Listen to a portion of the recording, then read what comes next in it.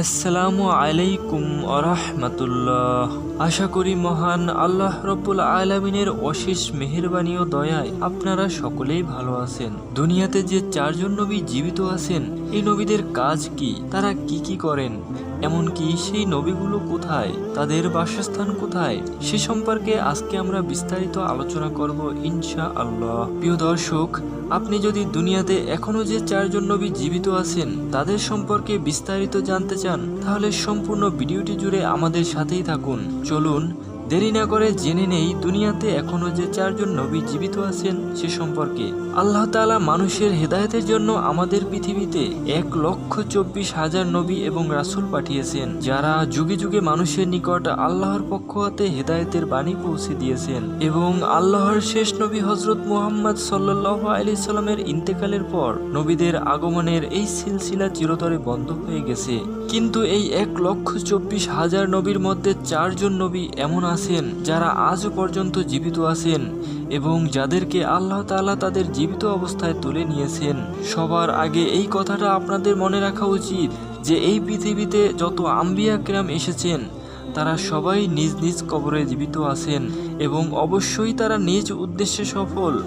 আল্লাহর নবী হযরত মুহাম্মদ সাল্লাল্লাহু আলাইহি সাল্লামের বর্ণিত হাদিসে রয়েছে যে আম্বিয়া কিরামের লাশ বক্ষণ করাকে আল্লাহ মাটির জন্য হারাম করে দিয়েছে।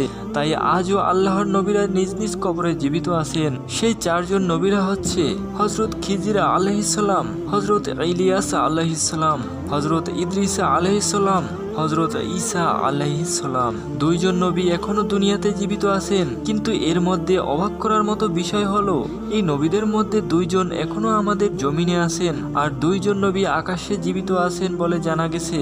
বলে রাখি, এই চারজন নবীর মধ্যে হযরত খিজির আলাইহিস সালাম ও হযরত ইলিয়াস আলাইহিস সালাম আমাদের জমিনেই উপস্থিত রয়েছেন।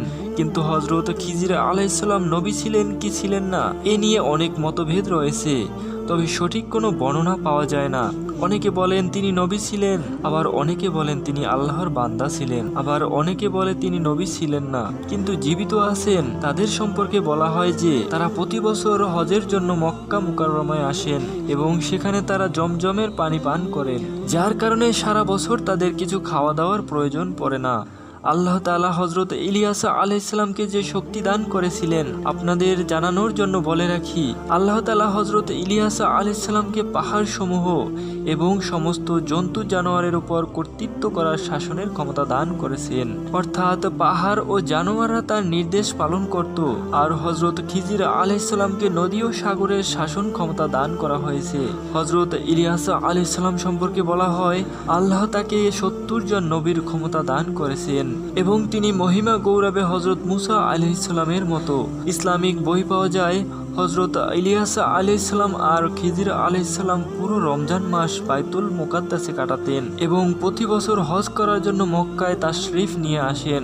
যে দুইজন নবী এখনো আসমানে জীবিত আছেন, অভিজ্ঞরা বলেছেন কিয়ামতের আগে যখন দুনিয়ার শেষ সময় আসবে তখন আল্লাহর ইচ্ছা অনুযায়ী তাদের রূহ কবজ করা হবে। বন্ধুরা, এছাড়াও আকাশে জীবিত দুইজন নবী হলেন হযরত ইদ্রিস আলাইহিস সালাম এবং হযরত ঈসা আলাইহিস সালাম। হযরত ইদ্রিস আলাইহিস সালাম সম্পর্কে বলা হয়েছে যে তিনি প্রথম ব্যক্তি ছিলেন যিনি প্রথমবারের মতো কাপড় বুনেছিলেন এবং সেলাই করেছিলেন।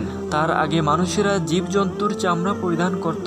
কিছু রেওয়াজ অনুযায়ী পৃথিবীতে হযরত ইদ্রিস আলাইহিস সালাম সর্বপ্রথম ব্যক্তি ছিলেন যিনি কলম দিয়ে লেখাপড়া করা এবং জ্ঞান অর্জন করার শিক্ষা দিয়েছিলেন। এই কারণে তাকে ইদ্রিস অর্থাৎ শিক্ষাদানকারী বলা হয়। আমরা আপনাকে জানিয়ে রাখি যে আল্লাহ তাআলা হযরত ইদ্রিস আলাইহিস সালামকে আকাশে তুলে নিয়েছিলেন। তার সম্পর্কে পাওয়া যায় যে যেদিন থেকে তাকে আকাশে উঠিয়ে নেওয়া হয়েছে সেদিন থেকে আজও পর্যন্ত তিনি জীবিত আছেন এবং জান্নাতে উপস্থিত আছেন। প্রিয় দর্শক, এছাড়াও অন্য আরেকজন নবী যিনি আকাশে জীবিত অবস্থায় রয়েছেন তিনি হচ্ছেন হযরত ঈসা আলাইহিস সালাম। আল্লাহ তাআলা হযরত ঈসা আলাইহিস সালামকে নবী হিসেবে বনি ইসরায়েল জাতির নিকট পাঠিয়েছিলেন। কিন্তু হযরত ঈসা আলাইহিস সালাম যখন আল্লাহর দ্বীন ও হকের দাওয়াত দিলেন তখন তাদের মধ্যে কেউ কেউ হক মেনে নিলেন, কিন্তু অধিকাংশ লোকই তার শত্রু হয়ে গেল এবং তারা তাকে হত্যার ষড়যন্ত্র করলো। তারা এমন ষড়যন্ত্র করলো যে কোনো না কোনো ভাবে হযরত ঈসা আলাইহিস সালামকে ক্রুশবিদ্ধ করা হোক। কোনো একদিন হযরত ঈসা আলাইহিস সালামকে ক্রুশবিদ্ধ করা হলো। ঈসা আলাইহিস সালাম মারা যাননি, বরং আল্লাহ তাআলা তাকে জীবিত অবস্থায় আকাশে তুলে নিয়েছেন। বর্ণনা পাওয়া যায় যে যখন কিয়ামতের পূর্বে ইমাম মাহদী দুনিয়াতে আগমন করবেন, তখন হযরত ঈসা আলাইহিস সালাম পুনরায় এই পৃথিবীতে আসমান থেকে অবতরণ করবেন। প্রিয় দর্শক শ্রোতা, আজকে জানলেন দুনিয়াতে এখনো যে 4 জন নবী জীবিত আছেন তাদের সম্পর্কে। সেই সমস্ত অজানা তথ্য আপনাদেরকে আজকের এই ভিডিওতে বিস্তারিত বর্ণনা করা হয়েছে। প্রিয় দর্শক, ভিডিওটি ভালো লাগলে অবশ্যই একটি লাইক দিবেন এবং শেয়ার করবেন।